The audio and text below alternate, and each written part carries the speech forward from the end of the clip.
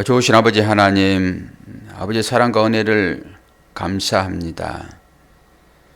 새벽마다 주 앞에 나옴이 우리의 기쁨이기를 원하고 그 가운데서 소망을 발견하기를 원합니다. 진흙과 같은 우리들을, 죄악 가운데 사는 우리들, 돼지 우리에서 쥐엄 열매로 배를 채우고자 하는 우리들을 믿음의 자리로 인도하시사 오늘도 은혜 가운데 있게 도와주시고 세상에서 얻지 못한 힘을 말씀을 통하여 얻게 해주심으로 그 힘 가지고 오늘도 하루를 살아갈 수 있도록 도와주옵소서. 예수 그리스도의 이름으로 기도하옵나이다. 아멘. 하나님 말씀 여호수아 6장입니다. 전체를 다 읽어야 되는데요. 그러지 않고 중간중간 제가 절을 말씀을 드릴 테니까 따라서 읽어보도록 합시다. 먼저 여호수아 6장 1절에서 5절입니다. 이스라엘 자손들로 말미암아 여리고는 굳게 닫혔고 출입하는 자가 없더라. 여호와께서 여호수아에게 이르시되 보라, 내가 여리고와 그 왕과 용사들을 내 손에 넘겨주었으니 너희 모든 군사는 그 성을 둘러 성 주위를 매일 한 번씩 돌되 엿새 동안을 그리하라. 제사장 7은 7 양각 나팔을 잡고 언약궤 앞에서 나아갈 것이요 7째 날에는 그 성을 7번 돌며 그 제사장들은 나팔을 불 것이며 제사장들이 양각 나팔을 길게 불어 그 나팔 소리가 너희에게 들릴 때에는 백성은 다 큰 소리로 외쳐 부를 것이라. 그리하면 그 성벽이 무너져 내리리니 백성은 각기 앞으로 올라갈지니라 하며 눈의 아들 여호수아가 제사장을 불러 그들에게 이르되 너희는 언약궤를 메고 제사장 7은 양각 나팔 7을 잡고 요 앞에 나아가라 하고 5절까지만 얘기했는데 6절 읽었습니다. 17절에서 19절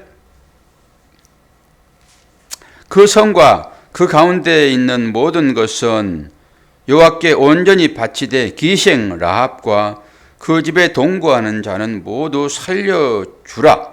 이는 우리가 보낸 자들을 그가 숨겨 주었습니다. 너희는 온전히 바치고 그 바친 것 중에서 어떤 것이든지 취하여 너희가 이스라엘 진영으로 바치는 것이 되게 하여 고통을 당하게 되지 않도록 오직 너희는 그 바친 물건에 손대지 말라. 은금과 동철 기구들은 다 여호와께 구별된 것이니 그것을 여호와의 곳간에 드릴지니라. 그리고 25절에서 27절입니다. 여호수아가 기생 라합과 그의 아버지의 가족과 그에게 속한 모든 것을 살렸으므로 그가 오늘까지 이스라엘 중에 거주하였으니 이는 여호수아가 여리고를 정탐하려고 보낸 사자들을 숨겼음이었더라. 여호수아가 그때에 맹세하게 하여 이르되 누구든지 일어나서 이 여리고 성을 건축하는 자는 여호와 앞에서 저주를 받을 것이라. 그 기초를 쌓을 때에 그의 맏아들을 잃을 것이요 그 문을 세울 때에 그의 막내 아들을 이르리라 하였더라. 여호와께서 여호수아와 함께 하시니 여호수아의 소문이 그 온 땅에 퍼지니라. 아멘. 오늘은 새로운 사실 하나를 저도 알고 여러분도 알게 될 것입니다. 우리가 대충 알기는 이런 거지요. 7바퀴를 이제 도는데 하루에 한 바퀴씩 돌고 마지막 날에는 이제 7바퀴를 돌고 그때 큰 소리로 외치면은 여리고성이 무너질 것이다. 그 정도 알잖아요. 그런데 여기에 두 가지 전통이 또 같이 들어있어요. 원래 성경은 남아있다고 그랬어요? 없어졌다고 그랬어요? 원래 성경은. 이걸 인식을 해야지 이게 들어와요. 원래 쓰여진 성경은 없어요. 우리가 보는 성경은 전부 사본들이고, 그리고 이것도 전부 흩어져 있다가 이렇게 모아진 거란 말이에요. 그리고 또 늦게 발견되어지고, 이것은 경전으로 들어올 수 없어 라고 빼놓은 것도 있단 말이에요. 그러니까 이것 자체가 완벽하다 이렇게 말할 수 없어요. 그러면 여러분들은 혼돈이 있을 수 있죠. 이 하나님 말씀인데 어떻게. 그러나 그게 실제예요. 이게 두 전통이라고 하는 것은 이제 어떻게 이걸 이해를 시킬까? 제가 이해시킬 거예요. 시간이 가더라도. 이게 왜 그러는지. 우리가 돌비 새길 때, 돌비를 세울 때도 그 얘기를 했잖아요. 똑같이. 한쪽에서는 요단 강에 세웠다라고 하고 있고, 한쪽에서는 요단 강가에 세웠다라고, 그러면서 두 전통이 같이 있다 이렇게 말씀을 드렸어요. 학자들은 그렇게 본다고. 근데 저는 이걸 하나를 묶었잖아요. 묶어서 풀어야 돼요. 이것도 마찬가지예요. 이것도 두 전통이 같이 있는 거 여기에. 한편에서는 아무 말 없이 마지막 날에 나팔 불고 소리치라. 그게 같이 들어있고, 한편에서 처음부터 나팔 불라. 같이 들어있단 말이에요. 제가 이걸 말씀을 드릴게요.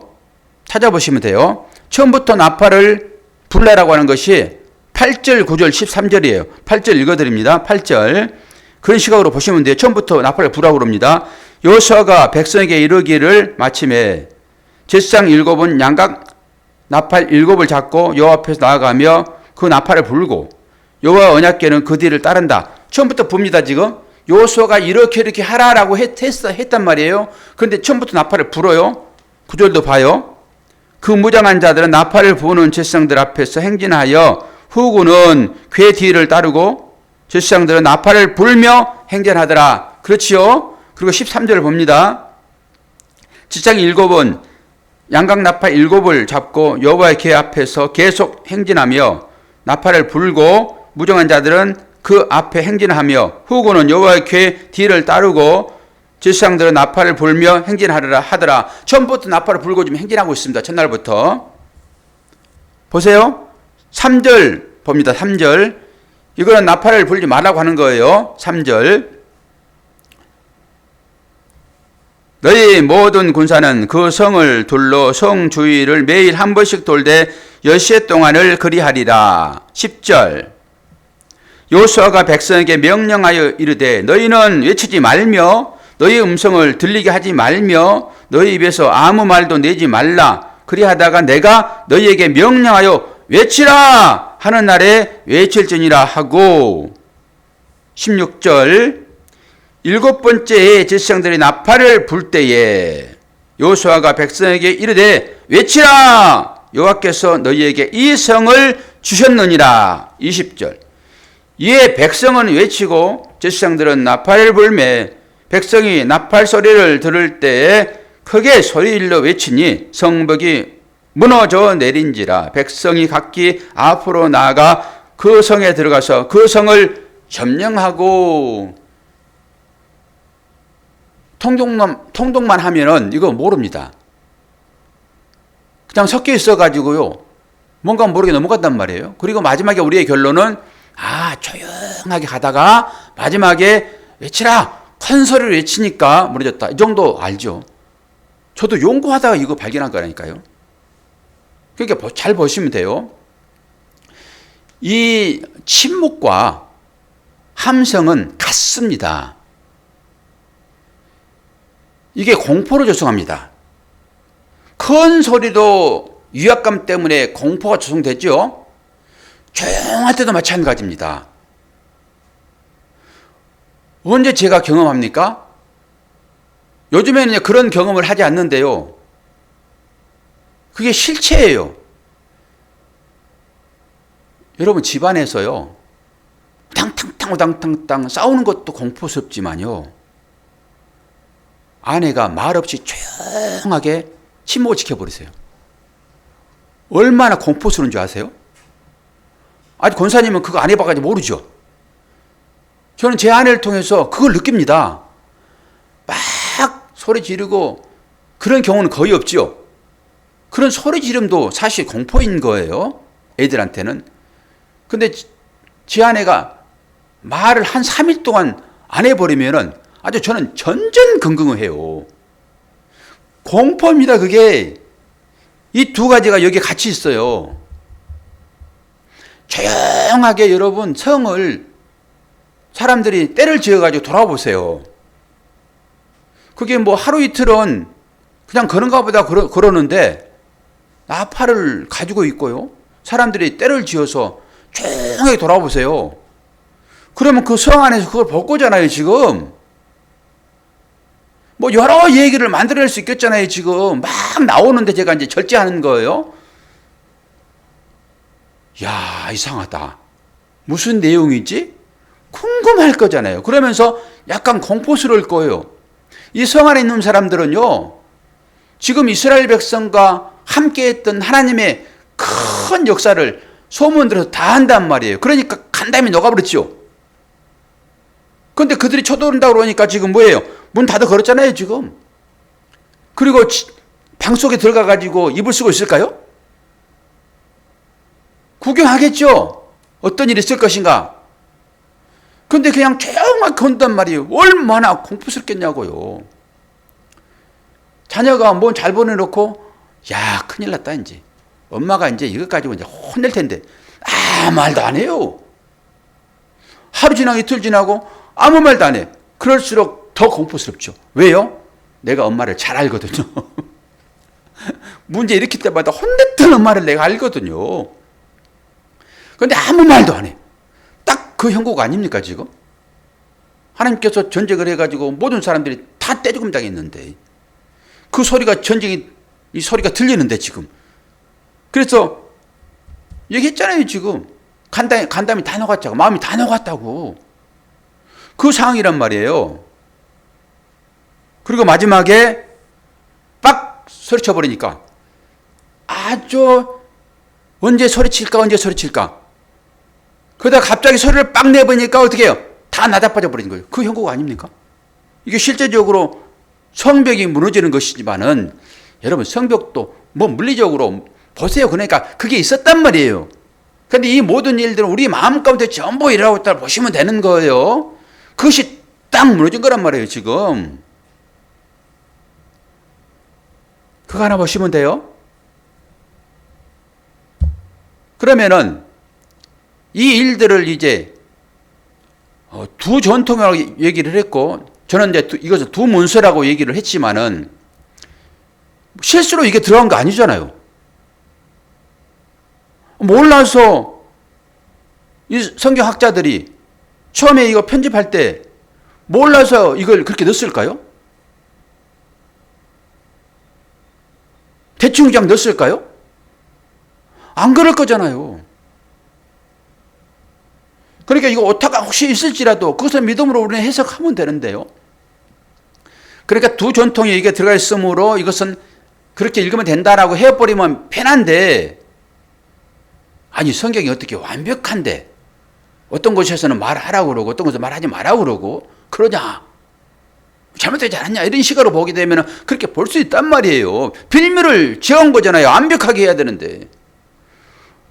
여러분 다른 종교의 경전은요 완벽합니다. 흠을 못 잡습니다. 근데 성경은 아주 이상한 일들이 이게 많이 기록되어 있잖아요. 아니 경전이라면서요. 하나님 말씀이라면서요. 근데 귀신 나비 등장을 해가지고 이게 예수의 선절 등장하냐고요, 지금. 그걸 살려내고. 그럼 왜 그럴까? 이런 거예요. 이제 제 아내가 이제 가끔 손수건을 가지고 눈물을 닦잖아요.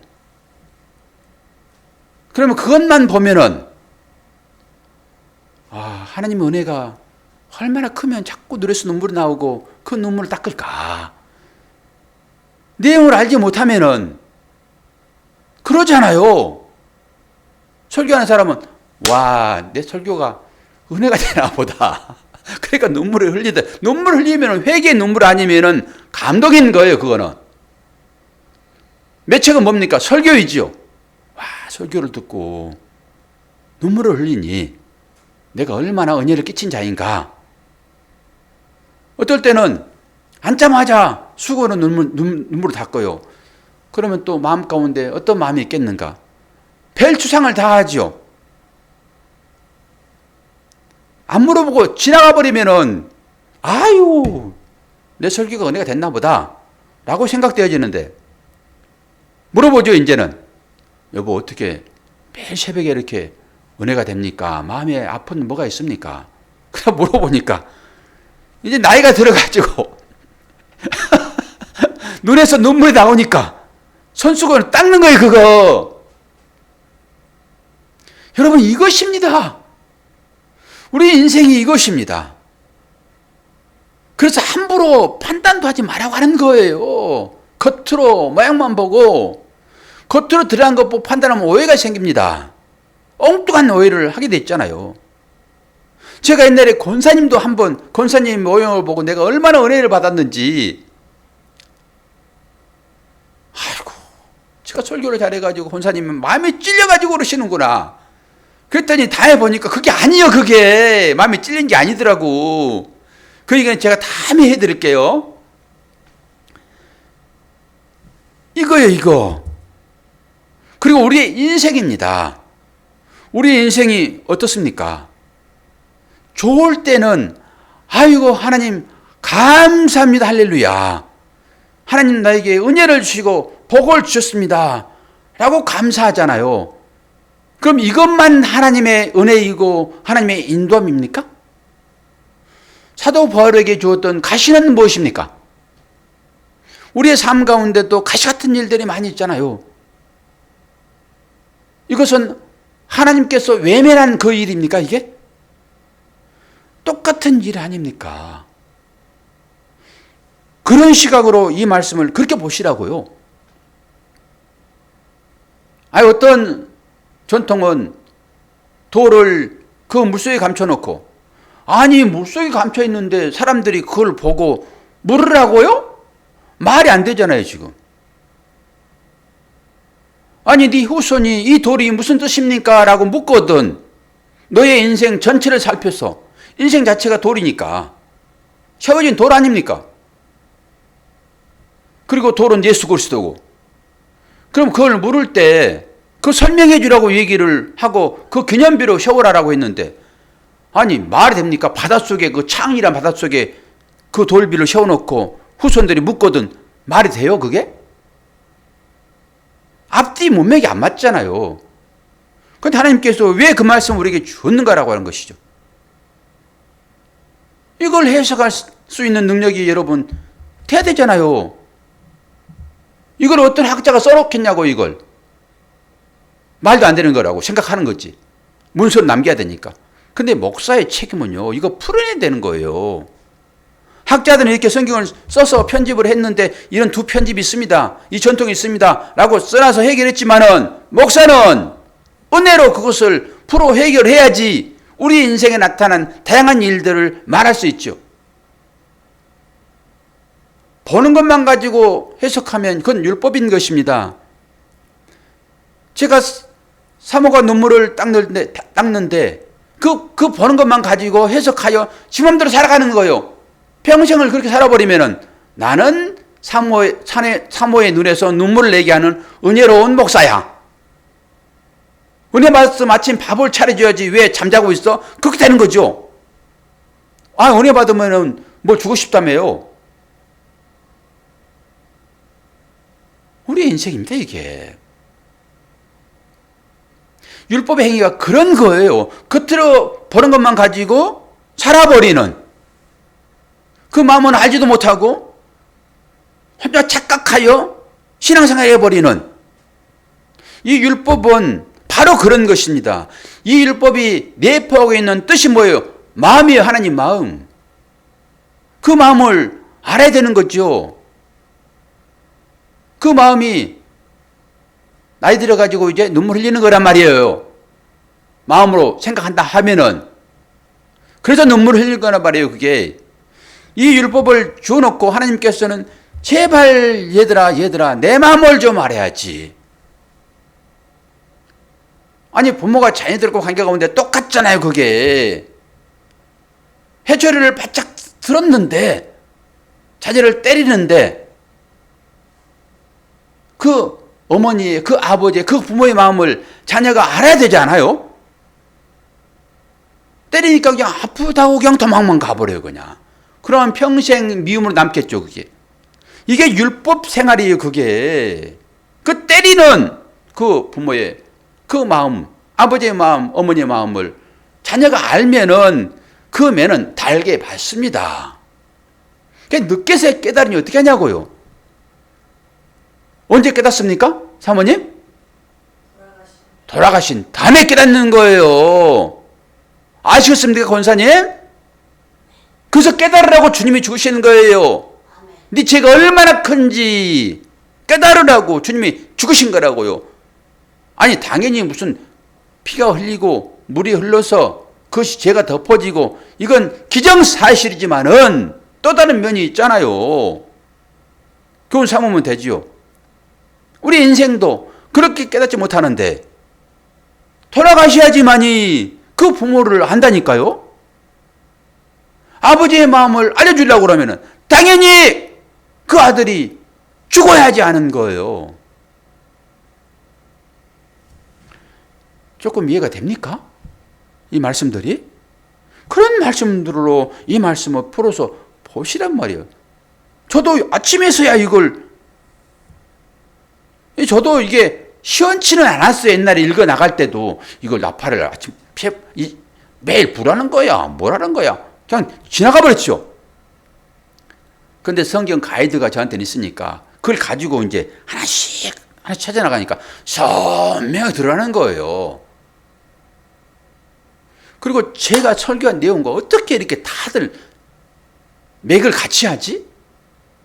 성경 하나하나가? 그러면서 하나씩 깨지는 거잖아요. 그래서 그게 완성되면 딱 걸고 이제 주님이 주신 빙패물 제가 완전히 10개를 깨 맞췄습니다. 얼마나 그거 찾느라고 힘든지 아세요? 그 등불 아니면 못 찾잖아요. 말씀의 빛 아니면 못 찾잖아요. 우리 인생의 빙패물을. 다 주었는데. 여러분 주님의 신부로 여기에 부르셨잖아요, 지금? 그러면은 빙패물 걸고 주님께 나가야 되겠죠? 그 왜 이스라엘 사람들이 결혼 전통이 그렇게 오랜지 다 설명 다 해드렸잖아요.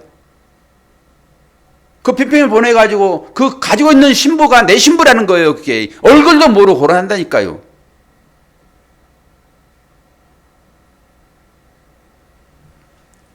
그래서 아이 컨택 하면서 이렇게 해야 되는 거예요. 그래서 나오라고 하는 거예요. 자, 하나 더 봐요. 마지막 정리를 합시다. 마지막에 26절 여호수아가 그때 맹세하게 하여 이르되 누구든지 일어나서 이 여리고 성을 건축하는 자는 여호와 앞에서 저주를 받을 것이라. 그 기초를 쌓을 때에 그 맏아들을 잃을 것이요 그 문을 세울 때에 그의 막내 아들을 잃으리라 하였더라. 이건 여리고성이 무너지면서 다시 너희들이 이 여리고성을 쌓으면은, 그러니까 여기도 엄청난 함의가 있단 말이에요.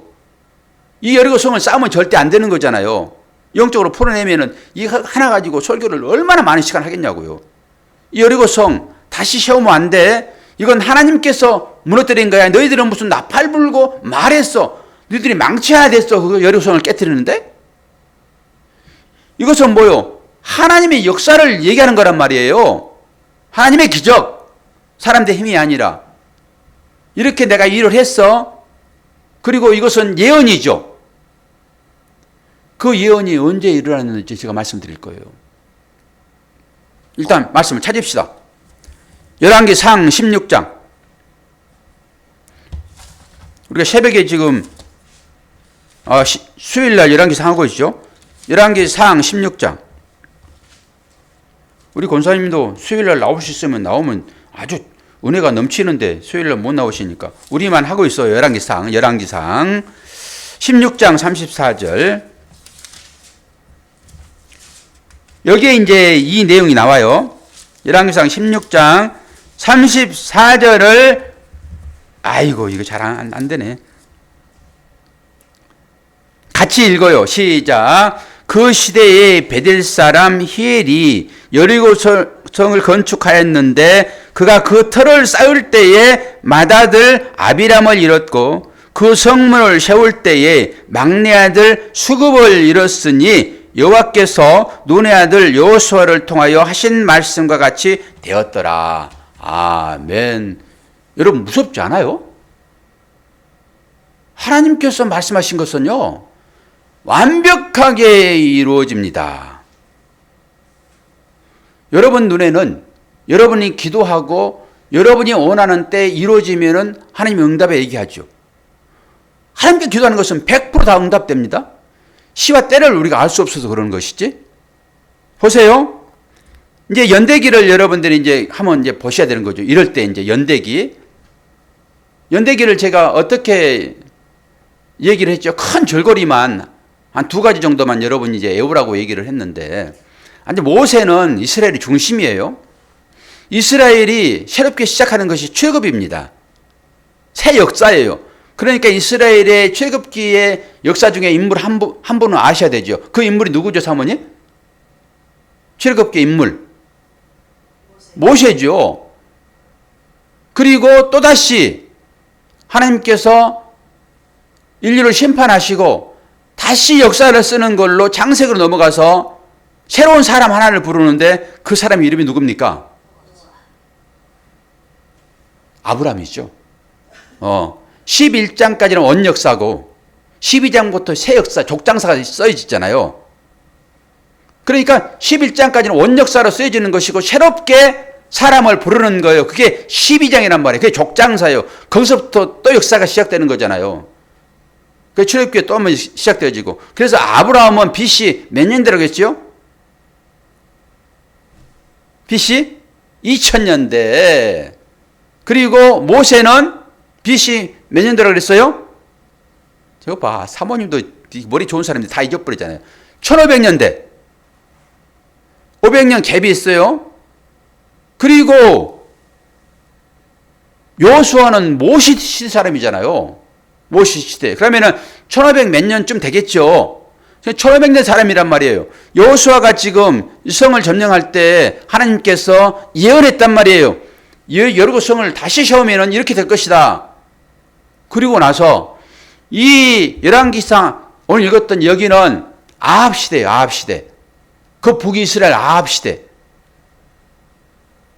그때 아합 시대, 그 시대는 BC 한 850년쯤 봐요. 제가 다 찾아왔어요. 그러면은 여리고성이 무너진 지 그 예언이 있은 지 한 700년 이후에 이 일들이 일어났다고 하는 거예요. 그러면은 이 언약이 우리에게 주어진 것이니까 이 말씀은 분명하게 이루어질 것이잖아요. 그걸 보라고 이 성경이 기록된 거예요. 하나님의 말씀은 시건치 않는다. 기록되어진다. 그리고 우리가 여기에 살고 있지만은 우리는 어떻게 된다? 구원되었다. 구원 받은 사람들이다. 아니 아브라함의 약속을, 그 축복을 우리가 누리는 거잖아요. 뭘로 알아요? 신약의 말씀으로 돼 있잖아요. 갈라디아서 3장에. 그런 식으로 약속을 받는 것이니까 이 말씀이 언약이니까 이게 하나님 말씀이니까 변치 않으신 말씀이니까 이게 기록돼 있잖아요. 그러니까 우리도 죄 가운데서 구원받았고 구원받으면 당연히 하나님 나라의 백성이고 그게 성경 전체를 통해 가지고 다 말씀하시니까 이루어질 거잖아요. 그래서 그걸 보라고 이 여리고 성에 대한 얘기를 다시 한번 열왕기상에 가가지고 또 반복하는 거예요. 그리고 그 일을 실제 하게 만드는 것이고 그 실제를 통해 가지고 그 일이 이루어질 것을 선명하게 보여주는 거예요. 얼마나 하나님의 사랑이시며 얼마나 하나님의 공의로우신가요? 사랑과 공의 같이 들어있어요. 공의는 무섭잖아요. 죄 지은 대로 그냥 갚아버리니까. 사랑은 다 덮어내는 것이고 우리의 구원이 그렇게 일어나는 거예요. 오늘 두 가지만 딱 이해하세요. 그리고 삶으로 적용하세요. 그리고 이것이 무슨 얘기야? 라고 하나 모르겠어요. 그러면은 이 설교 올릴 거니까 다시 들어보면서 여러분의 인생과 접목해 보시라고요. 가끔 사모님도 제 설교 들으시죠? 들으신 줄로 믿습니다. 여러분 가끔 들으셔야 됩니다. 그래야 내 삶에 이걸 적용을 해요. 그리고 이 말씀이 능력이 되려고 그러면은 언제 능력이 돼요? 내가 어려울 때. 아니 좋을 때는 무슨 말씀이 능력이 필요했습니까? 그냥 좋은데. 그냥 사시면 되지. 누리시면 되잖아요. 좋은 거 주어지면 누리면 되고 환경 주어지면 누리면 되고. 그런데 이 말씀이 능력이 되려고 그러면은 어려움에서 벗어나야 되니까 그 어려움을 벗어날 수 있도록 이 말씀이 주어졌다는 이 사실들을 깨달을 때 능력이 되는 거잖아요. 그럼 언제 그랬던가? 그리고 여러분의 역사를 살펴보고 좋은 일도 보면서 즐거워하시고 어려운 일도 다시 한번 회상하여 그때 하나님께서 나의 믿음을 키워내는 것으로 그것이 있었구나라고 딱 적어놨잖아요. 마음 가운데. 그걸 끄집어내서 보시란 말이에요. 그렇게 해서 이겨내시는 거예요. 오늘도 여러분 삶 가운데 이 하나님의 은혜가 펑펑 넘치셔야 돼요. 오늘은 오는데 비도 조금 오더라고요. 가랑비라도 많이 맞으면 옷 젖습니다. 소낙비만 기다리지 마시고 가랑비에 옷 젖으셔서 푹 죽으시기 바랍니다. 그 안에서 주님의 사랑은 새롭게 여러분의 삶을 인도할 것입니다. 힘들게 살아가는 여러분 다 마찬가지입니다. 우리 모두가 다 마찬가지예요. 똑같습니다. 그 가운데서 하나님의 힘 얻으시고 오늘도 씩씩하게 하루를 살아내시기를 바랍니다. 기도하겠습니다. 좋으신 아버지 하나님, 아버지의 사랑과 은혜를 감사합니다.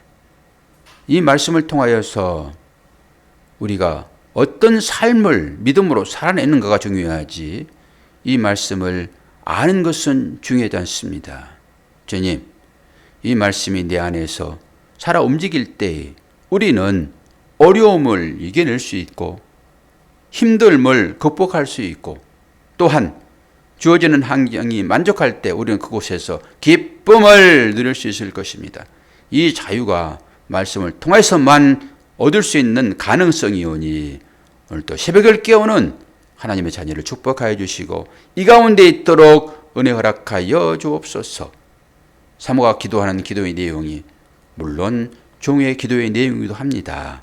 은혜 허락하여 주시어서 모든 것들이 질서 정연하게 이루어질 수 있도록 도와주옵소서. 우리 성도들의 기도도 응답하여 주심으로 하나님 은혜 가운데 들어가도록 축복하여 주시고 새벽을 깨우며 늘 종과 함께 대면하여 예배하는 우리 권사님에게도 건강의 은혜를 더해 주시고 지혜의 은혜를 더해 주시어서 말씀을 깊이 있게 깨달아 알아갈 수 있도록 축복하여 주옵소서. 예수와 그리스도의 이름으로 기도하옵나이다. 아멘.